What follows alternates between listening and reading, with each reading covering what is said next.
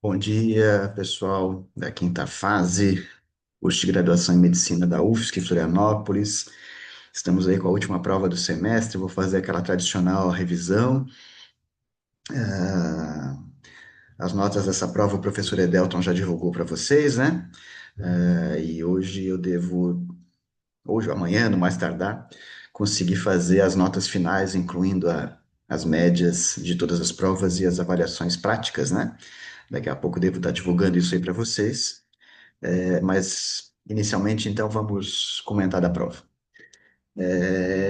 Deixe-me ver, então, começando pelas questões aqui de colagenose. Na primeira questão,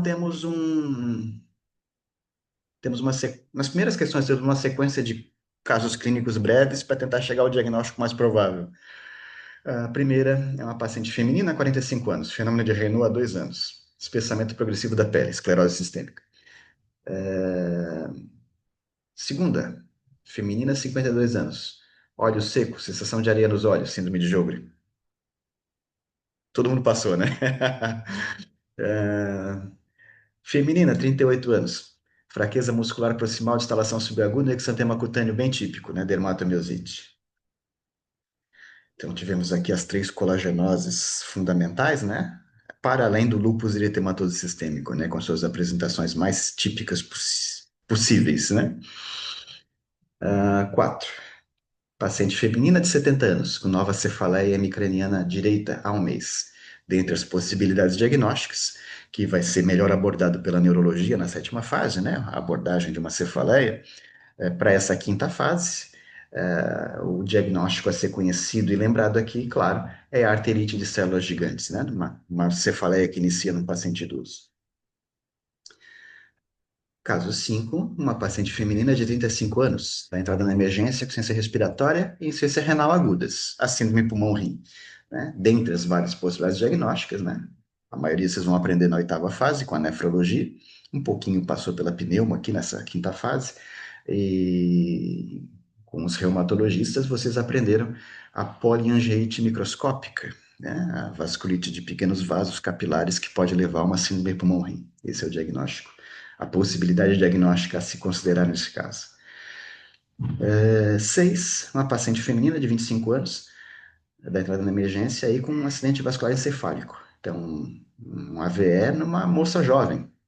Esse diagnóstico diferencial também vai ser melhor explicado pela neurologia na sétima fase, mas aqui na quinta vocês já aprenderam uma possibilidade diagnóstica para esse caso, que seria a arterite de Takayasu, né? Uma vasculite de grandes vasos. Mas a pergunta é qual exame complementar mais apropriado para investigar essa possibilidade no caso de um AVE de uma moça jovem como essa, né? E a resposta aqui é a ultrassonografia dos vasos cervicais, tá? Para a procura de estenoses nas carótidas ou nas vertebrais. 7. Aqui temos uma paciente de 21 anos que deu entrada na emergência com sangramento cutâneo mucoso. Cutâneo mucoso quer dizer que então que ela está com uma púrpura cutânea, né? E talvez tenha epistaxe, talvez tenha gengivorragia, né? Sangramento em mucosas. De início a 2 semanas, sem outros sintomas. O hemograma é normal, exceto pela contagem de plaquetas, que foi de 9.000 por ml. Então, uma plaquetopenia. Qual a principal suspeita diagnóstica e a conduta terapêutica? Então, numa plaquetopenia, numa moça jovem, que não tem outros sintomas, como está dito aqui, né? A principal possibilidade é a PTI, a púrpura trombocitopênica idiopática, cujo tratamento para esse caso aqui é iniciar a corticoterapia, naquela dose ali de 1 a 2 miligramas por quilo de prednisona, né? Foi a alternativa D neste caso. As outras alternativas, elas oscilam, né, com a PTT ou com outras terapias que não são a corticoterapia nessa dose de 1 a 2 miligramas por quilo, né, que é o correto. Ok. 8. Envolvimento renal em paciente com mieloma múltiplo, assinada a alternativa correta. A correta é aquela que diz que a hipercalcemia é um fator contribuinte na disfunção renal desse paciente, né? É típico do mieloma, né? A hipercalcemia, como é típico em outras doenças que provocam lesões ósseas, né? Hipercalcemia, e ela é um fator, né, de piora da função renal do nosso paciente aqui, né? Todas as outras alternativas aqui estão equivocadas. 9. Uma mãe relata que seu filho de 6 meses começou a engatinhar. Não reparem se a idade de início de engatinhar aqui não esteja totalmente correta, nós não somos pediatras, tá? Mas é mais ou, mais ou menos isso, né? Um pouco antes de um ano a criança começa a engatinhar e desde então apresenta hematomas em joelhos e hemartrose no joelho esquerdo. Puxa, então a criança nasceu com um probleminha de coagulação, né? Pequenos traumas estão provocando sangramentos. Ao exame físico não se observam outras alterações e o lactente está em bom estado geral. Qual o exame mais indicado para avaliação diagnóstica, né? O mais provável é que a criança tenha hemofilia, né? Então, o exame mais indicado aqui, deixa-me ver, tempo parcial de tromboplastina ativado, TTPA, né? Alternativa B, neste caso, espero que seja. Essa pergunta me lembra uma história da história. Vocês conhecem a figura do Rasputin, né? Aquele monge curandeiro, né? Que tinha grande influência lá entre os czares na Rússia, no tempo da Revolução. É, Ele ficou muito próximo da czarina porque conseguiu tratar o herdeiro, né? O príncipe herdeiro, que era hemofílico, né? Conseguiu dar uma melhoradinha nele. Ninguém sabe muito bem o que que ele fazia, mas dizem que uma das coisas que ele fez foi pedir para não dar mais remédios para o menino, né? Os remédios da, né? Farmacêuticos, né? E o que que se dava para dor para o menino, né? Um menino que já tinha lesões articulares da hemofilia, né? O que que se dava para dor naquela época? Salicilatos, né? Salicilato era o anti-inflamatório disponível na época, né? E vocês sabem que o uso do salicilato vai facilitar, né, aumentar o sangramento, né? Então o menino tinha sangramentos persistentes, ruins de tratar, cada vez pior, né? Aí apareceu o monge e disse assim: não, deixa que eu cuido, não dê mais remédios para ele. Aí ele melhorou um pouco, né? Ele melhorou um pouco quando parou de tomar aspirina, né? Dos sangramentos. E a czarina ficou muito grata ao monge, ao Rasputin, e ele passou a ter uma grande influência lá sobre elas, em tudo, né? Interessante, né? Muito bem. 10. A situação clínica indicada à utilização do plasma fresco congelado é a seguinte. Então, a situação indicada à utilização do plasma fresco, né? A alternativa correta aqui é aquela que fala do sangramento grave. B, reversão de sangramento grave em paciente em uso de varfarina, né? Esse paciente tem que receber vitamina K, mas como está com sangramento grave também, já recebe, né, o plasma fresco que dá fatores, né, de coagulação ali disponíveis, prontos para o uso, né? As outras alternativas não têm nada a ver, né? Puxa vida. 11. Em relação ao traumatismo torácico, é correto afirmar exceto. Exceto. O que que não está certo, então? O que não está certo aqui em relação ao trauma torácico é a alternativa C, que as fraturas por trauma são mais comuns nos arcos costais superiores. Não, são mais comuns inferiores, né? São mais suscetíveis ao trauma, são mais frágeis. 12. Em relação ao câncer primário de pulmão, é correto afirmar, exceto. O que que está errado aqui? Qual a alternativa errada? Que o raio-x simples de tórax é um método de escolha para o estadiamento, né? Não é, não vai conseguir fazer o estadiamento bem, né? O raio-x simples de tórax para o estadiamento, não, né? O estadiamento vai ser a tomografia. 13.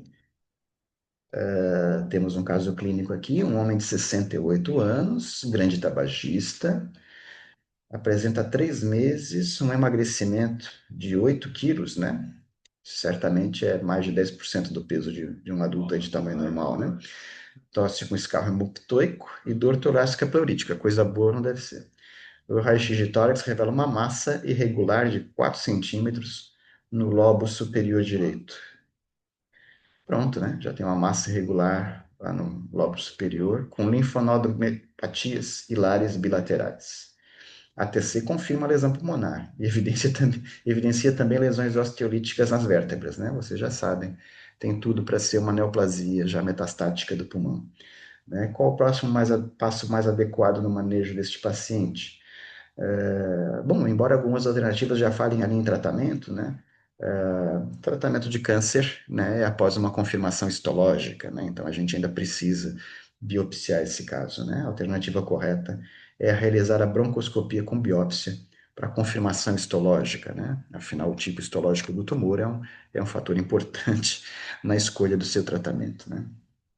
Embora todo quadro aqui, né, seja fortemente sugestivo de uma doença neoplásica, às vezes a, existe a sorte de ter um diagnóstico alternativo, né? E mesmo que não seja, a investigação histológica é necessária para o planejamento terapêutico. 14. Outro caso clínico, temos uma mulher de 45 anos, usando anticoncepcional oral há 10. Chega ao pronto-socorro com dispneia súbita, taquicardia. Eu devia ter corrigido esse enunciado, né? Porque ele direciona para o diagnóstico muito facilmente, né? Não é assim que o paciente chega no pronto-socorro de verdade, né, pessoal? O paciente não chega dizendo: Oi, eu uso anticoncepcional oral há 10 anos e comecei com falta de ar. É claro que essa frase leva a gente a pensar num TEP, né? Mas não é assim que o paciente chega. Aliás, se o paciente não for fortemente perguntado a respeito do uso de anticoncepcional oral, ele não vai nem lembrar de dizer que usa, né? De tão comum que é, tá? Então, a nossa mulher de 45 anos chegaria no pronto-socorro assim, ó, veja lá, com uma sensação de um cansaço meio estranho, que ela nem vai saber dizer que é falta de ar, porque é uma mulher nova, nem tem noção do que é falta de ar, tá? Às vezes o paciente não sabe nem expressar o que está sentindo. Não é um diagnóstico fácil o TEP, né? Vocês sabem. Tem um alto índice de suspeição e você não esquecer dessa possibilidade diagnóstica que é tão passa tão batido no exame físico, principalmente, né? Diferente de uma pneumonia, que o camarada está lá com sintomas infecciosos, né? Ah, diferente de uma neoplasia, o camarada está chegando já no estado avançado de doença caquético, né? Com uma massa, com uma alteração ao raio-x, né? No TEP, nosso paciente não tem alteração forte ao exame físico, não tem alteração ao raio-x, não tem alteração ao eletro, né? E mal sabe dizer que está dispneico, tá? Então é um diagnóstico a ser bem lembrado sempre na emergência. A gente raciocina pensando nos fatores de risco, né? É um pós-operatório, tem que lembrar do TEP. É uma mulher, tem que lembrar do TEP. Basta ser mulher, tá? Porque a chance de estar tomando anticoncepcional é muito grande, tá? Qualquer coisa. Mas voltando aqui ao enunciado, dispneia súbita, taquicardia, dor pilurítica, saturando 88% em ar ambiente, dedímero aumentado. A angiotomografia do pulmão mostra defeito de enchimento e artéria lobar inferior. Qual é a conduta imediata mais adequada? A resposta correta aqui, pessoal, é iniciar heparina de baixo peso molecular e internar para monitorização.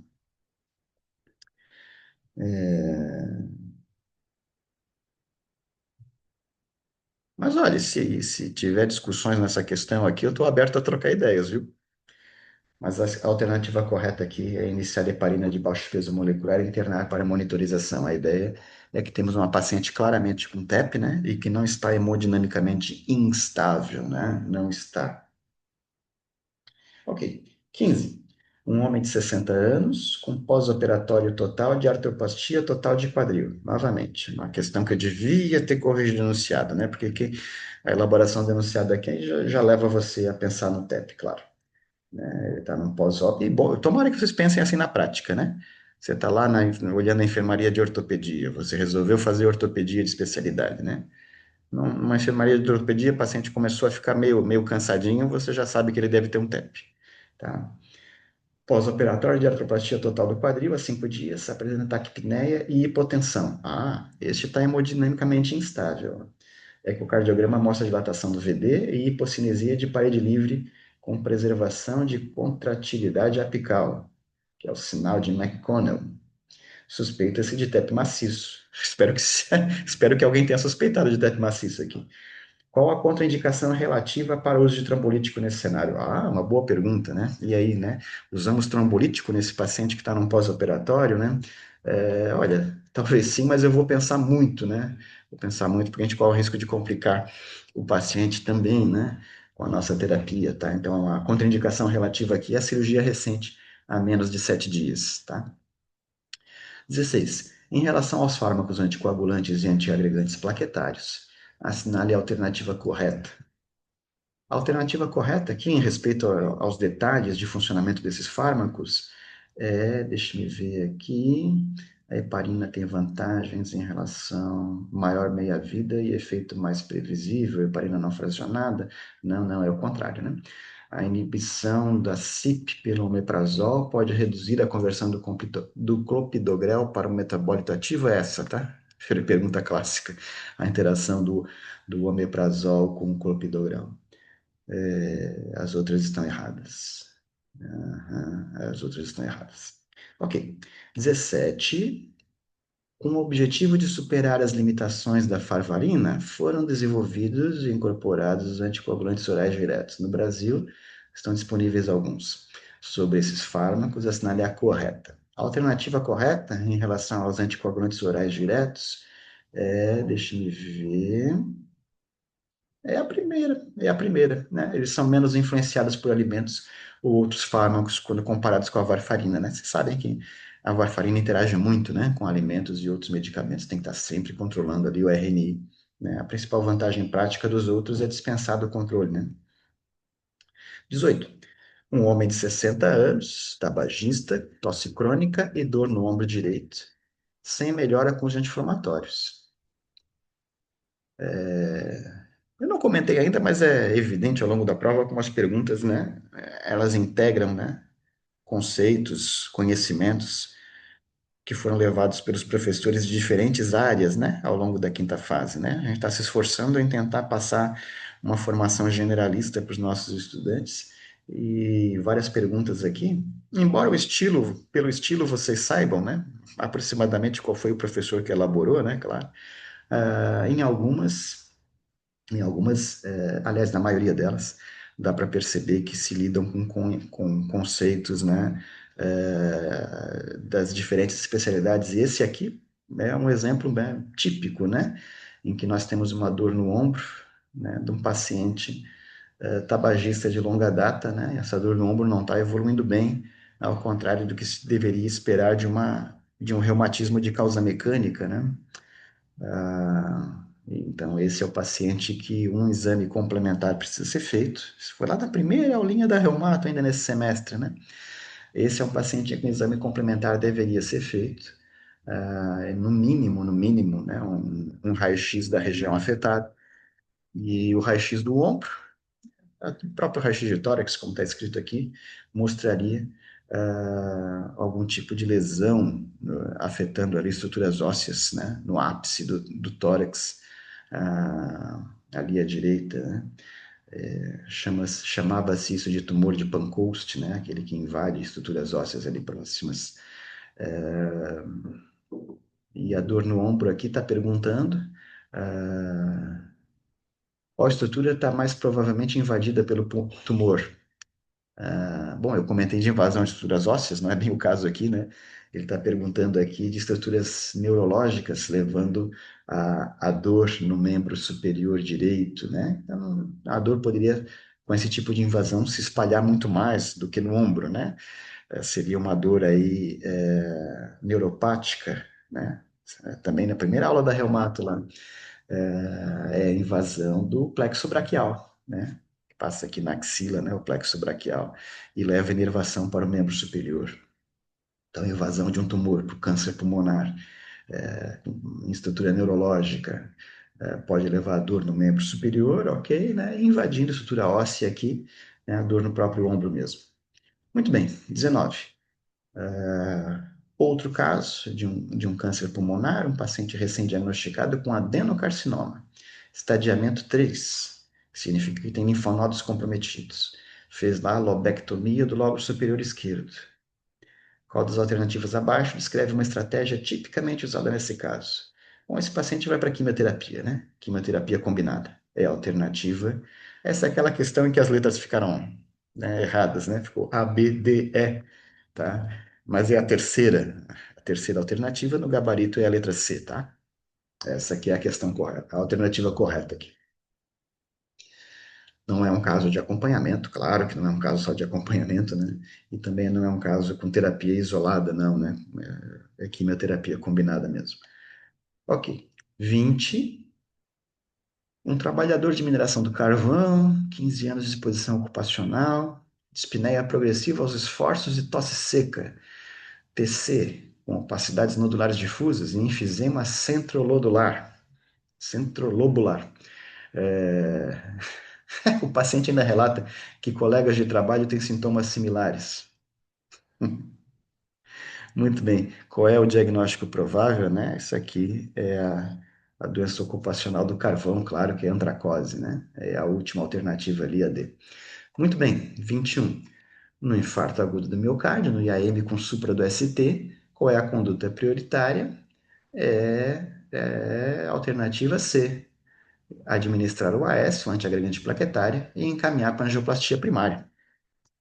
Né, a conduta prioritária. Se não for possível fazer isso, ok, aí você vai talvez contar com outras alternativas, mas mesmo assim nenhuma das outras alternativas aqui é correta, né? 22. Em relação aos fármacos utilizados em situação de isquemia do miocárdio, assinale a alternativa correta. Isquemia do miocárdio. A alternativa correta é aquela que vai dizer ali que bloqueadores dos canais de cálcio são agentes de primeira linha para alívio sintomático em pacientes com vasoespasmo, porque as outras alternativas não são corretas, tá?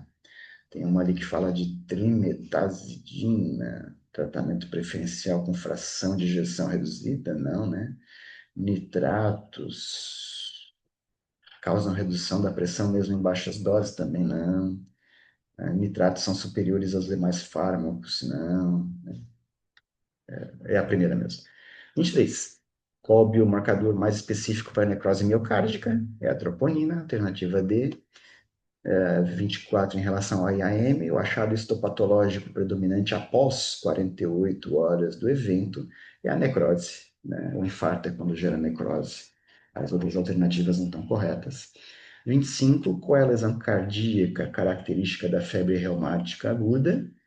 Nenhuma alternativa está correta, exceto aquela que fala ali dos corpos de Aschoff. É a alternativa C, né? As outras alternativas, endocardite, miocardite, fibrose do nosso sinoatrial, não são corretas. 26. Qual dos itens abaixo é critério maior para a febre reumática, segundo a classificação de Jones? Né? Critério maior aqui é a poliartrite migratória. 27. Qual microorganismo abaixo é o causador mais frequente de endocardite de válvula nativa da comunidade? É o Streptococcus. Alternativa A. 28. O principal achado histológico nas vegetações da endocardite infecciosa é, deixa eu ver. É a alternativa C, né? Presença de fibrina, trombos, restos celulares e colônias bacterianas, né? Na endocardite infecciosa. As outras alternativas não estão corretas, não. 29, profilaxia antibiótica recomendada 2 horas antes do procedimento odontológico em paciente de alto risco para endocardite é uma dose de amoxicilina, 2 gramas. 30, qual a complicação mais grave da pericardite aguda? É o tamponamento cardíaco, alternativa C. 31, doença abaixo associada com miocardiopatia e com padrão restritivo, né? O coração não consegue se dilatar, né, adequadamente na diástole, vai ser a amiloidose, né, na alternativa A, as outras não são compatíveis com isso, não são compatíveis com uma redução da complacência e da capacidade de dilatação do miocárdio. 32. Na miocardite viral, o padrão histológico predominante é um infiltrado linfocitário, né, com necrose de miócitos, né, do miocárdio, ok. As outras não são compatíveis com uma doença viral. 33. Assinale a associação da fibrose pulmonar idiopática com padrão radiológico. Não, com padrão radiológico, isso. Temos na fibrose pulmonar idiopática a pneumonia intersticial usual, né? Alternativa C, né? É essa relação. Ok, 34. Agora voltamos a casos clínicos. Um paciente do sexo masculino, 50 anos, sem sintomas, mas está muito ansioso, pois fez um raio-x que tinha um nódulo de 0,6 centímetro no lobo inferior do pulmão direito. Não tem tabagismo, não tem outra doença, exame físico normal, fez o ATC confirmando exatamente esse achado, apenas um nódulo de 0,6 centímetro no lobo inferior. Qual é a conduta mais correta aqui, né? Esse paciente com nódulo de achado incidental, que não tem fator de risco, esse até pode, né, fazer TC para acompanhamento em 6 meses, tá? Essa é a alternativa correta, é a alternativa C. que é um nódulo pequeno, de aspecto inocente, sem fatores de risco, né? Pode ser o mais provável é que seja um Helix granuloma residual de qualquer coisa, né? Esperamos que seja mesmo. 35. Um paciente de 65 anos, feminino, fumante, isso já é suficiente para não ter aquela conduta expectante ali da questão anterior. Realizou um raio de tórax com a cara de um nódulo, 2 centímetros periférico, já é um nódulo grande, né? E é fumante, então não tem a mesma conduta do caso anterior, tá? Além disso, tem contornos irregulares, não tem calcificação, tecido de tórax revelou as mesmas características, o médico fez uma broncoscopia que não conseguiu chegar no nódulo, então não biopsiou, foi normal. Fez uma biópsia percutânea, foi inconclusivo. Então, esse paciente já foi bem investigado e continua, né? Não achou malignidade. E agora, o que que se faz? O paciente está cansado de investigações, mas você não pode dispensá-lo, né? Você tem que dizer para ele, meu amigo, temos que fazer mais alguma coisa, infelizmente vão ter que operar mesmo, porque esse nódulo tem chance grande de ser maligno, não dá para esperar 6 meses e repetir a tomografia para ver se cresceu, né? Nesse caso não dá, tá? Então, nesse caso, a alternativa correta aqui deixa eu ver, é a alternativa B, que é a única que avança com a investigação, né? Repetir a punção guiada por TC agora, né? Ou propor a possibilidade de fazer cirurgia mesmo, né? Para tirar o nódulo e já mandar para análise, né? Essa é a alternativa correta nesse caso. Então, pessoal, 35 questões, questões que, na sua maioria, né, conseguiram, né, se aproximar da realidade, que de conhecimento necessário ao clínico geral, ao generalista. Lançarei as notas em breve, tá? E espero só vê-los agora no internato, se Deus quiser, tá bom? Para quem ficar com a nota inferior aí a necessária para aprovação, né? A nota abaixo aí de 5,75, marcaremos a recuperação, tá? Mantemos contato aí ainda essa semana, tá bom? Um abraço para vocês, até breve.